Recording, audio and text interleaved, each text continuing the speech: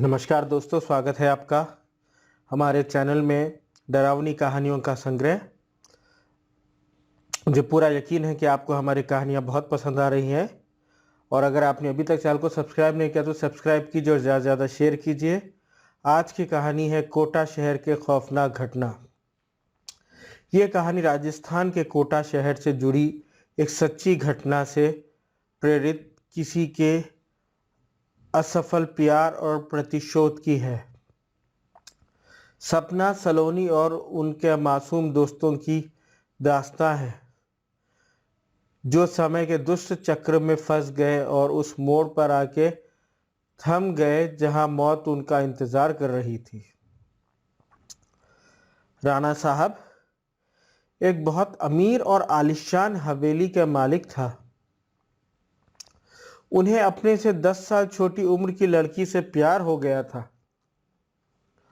लेकिन वो लड़की राणा साहब को अपने प्यार के मायाजाल में फंसा के उनकी जायदाद को छीन लेना चाहती थी।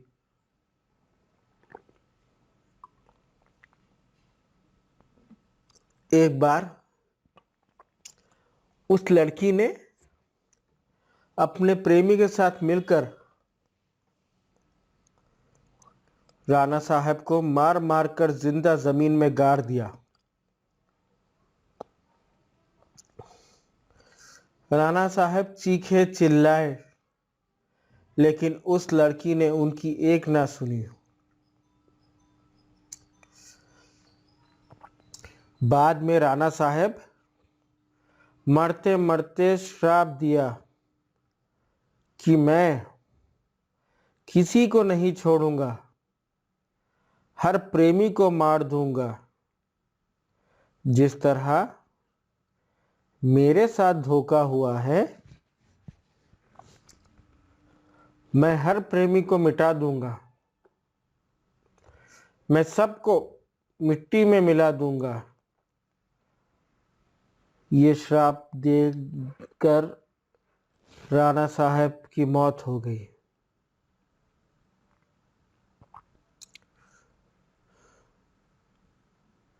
उस दिन के बाद वो जगह और वो हवेली शापित हो चुकी थी। वहां जो भी जाता था वो कभी भी वापस नहीं आ पाता था।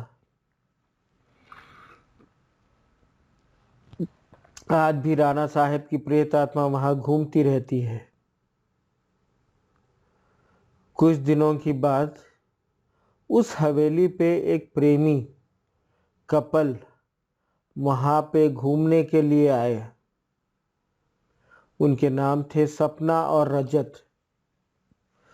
सपना और रजत उन दोनों की सगाई हो चुकी थी, लेकिन शादी करनी बाकी थी। सपना अपने घर में किसी को कुछ बताए बिना रजत के साथ आई थी। सपना और रजत मजाक मस्ती में उस जगह पहुंच गए जहां पे राणा साहब को जिंदा दफन कर दिया था।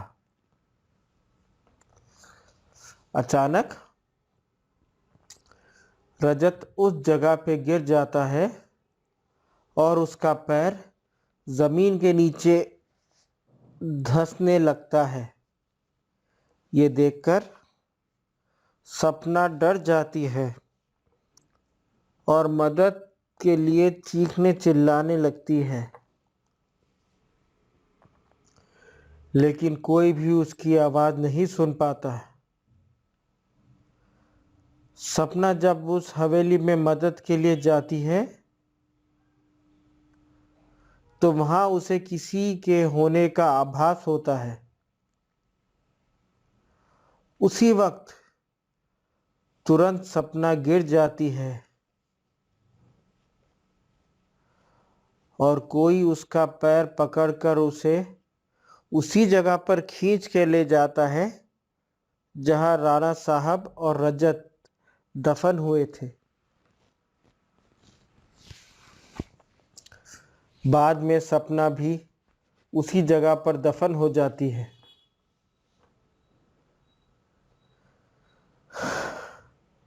कुछ दिन बाद जब सपना अपने घर नहीं पहुंचती, तब उसकी बहन सलोनी अपने पति समीर और कुछ मित्रों के साथ उसे ढूंढते ढूंढते उस हवेली पर पहुंच जाते हैं।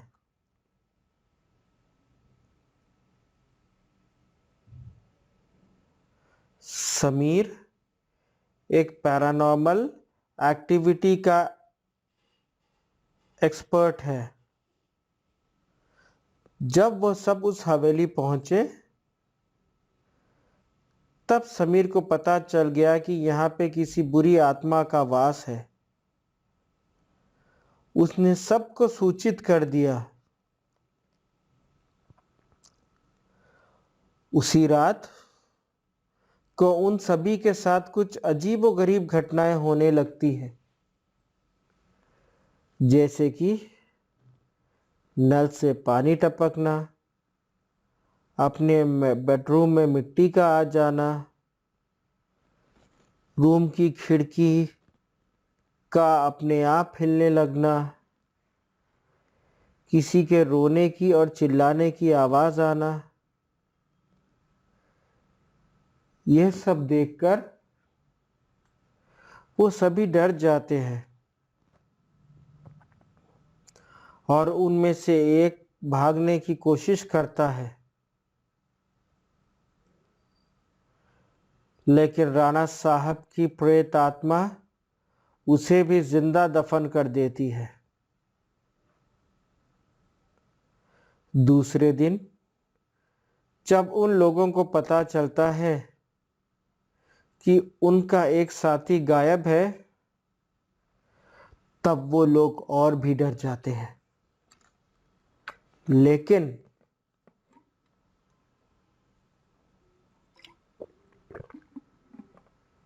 जो कि समी एक पैरानॉर्मल एक्टिविटी का एक्सपर्ट है, बताता है कि हमें यहाँ से बाहर निकलना है तो हमें पहले उस आत्मा को बुलाना होगा, उनसे पूछना होगा कि वो आखिर चाहती क्या है।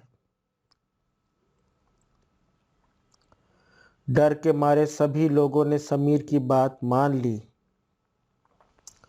और आत्मा को बुलाने के लिए तैयार हो गए।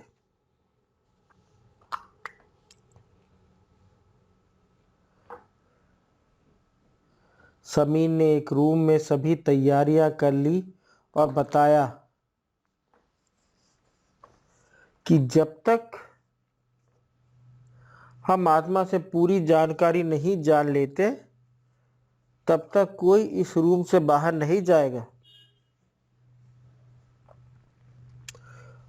और कुछ भी हो जाए, कोई भी किसी का हाथ नहीं छोड़ेगा। समीर ने तंत्र मंत्र से आत्मा को बुलाना शुरू कर दिया। कुछ ही देर में तेज पवन और बिजलियों के साथ राणा साहब की आत्मा उस रूम में आ गई।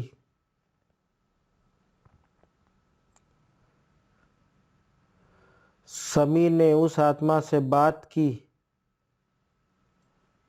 आखिर तुम चाहते क्या हो? लोगों को क्यों मार रहे हो? कौन हो तुम?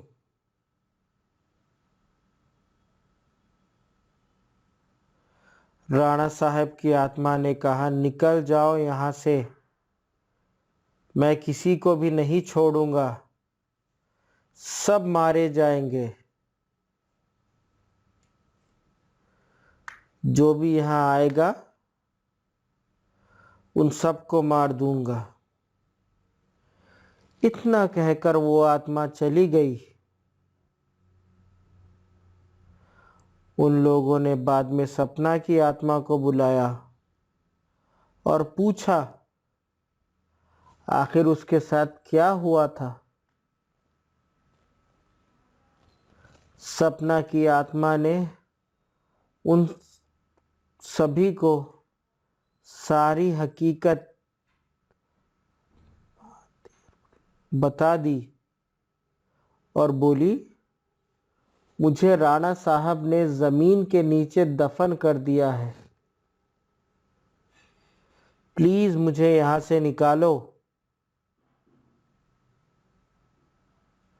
सलोनी ने अपनी बहन सपना से पूछा, राणा साहब की आत्मा को कैसे मारा जाए? सपना ने बताया कि जहाँ राणा साहब ने हम सबको दफनाया है, वहाँ पास में माता जी का त्रिशूल है। उस त्रिशूल से राणा साहब की आत्मा को मारा जा सकता है और इस महल को उनके चंगुल से बचाया जा सकता है। इतना कहकर सपना की आत्मा वहां से चली गई। समीर, सलोनी और बाकी दोस्तों ने तुरंत उस जगह पे गए जहां राणा साहब को दफनाया गया था।